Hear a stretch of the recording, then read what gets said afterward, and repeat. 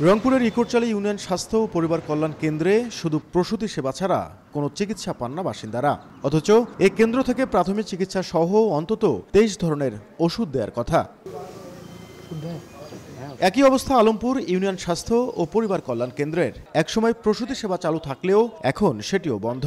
ওষুধ ও কাঙ্ক্ষিত সেবা না পেয়ে সুবিধাবঞ্চিত প্রান্তিক জনগোষ্ঠী। এখানে ডাক্তারও নাই, ঔষধও নাই, তো এটা থেকে লাভ কি? যে ওষুধ বরাদ্দ না থাকলে কি দেবে? সেবা নেওয়ার জন্য আসতেছি, কিছু পাচ্ছি না। বড় ডাক্তার নাই, মানুষ খুব দুর্ভোগের ভেতরে আছে। এখানে এমবিবিএস ডাক্তার বসলে আমাদের এলাকাবাসী সবাই ভালো হবে।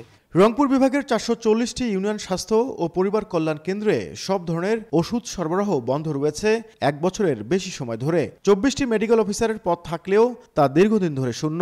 এছাড়া জনবল সংকট রয়েছে অন্যান্য পদেও।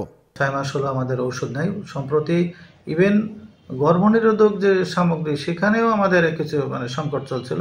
সম্প্রতি আমরা পরিকন্ডমের ক্ষেত্রে, আমরা ইনজেকশনের ক্ষেত্রে কিছু আমরা গ্রহণ পেয়েছি, তাও পরিমাণের তুলনায় আসলে অল্প।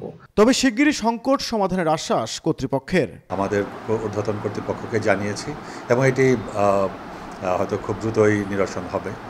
কর্তৃপক্ষের সর্বোচ্চ অগ্রাধিকারের মধ্যে আছে এটি। স্বাস্থ্যসেবা নিশ্চিতে রংপুর বিভাগের ইউনিয়ন পর্যায়ে স্বাস্থ্য ও পরিবার কল্যাণ কেন্দ্র চালু হয় 90 দশকে।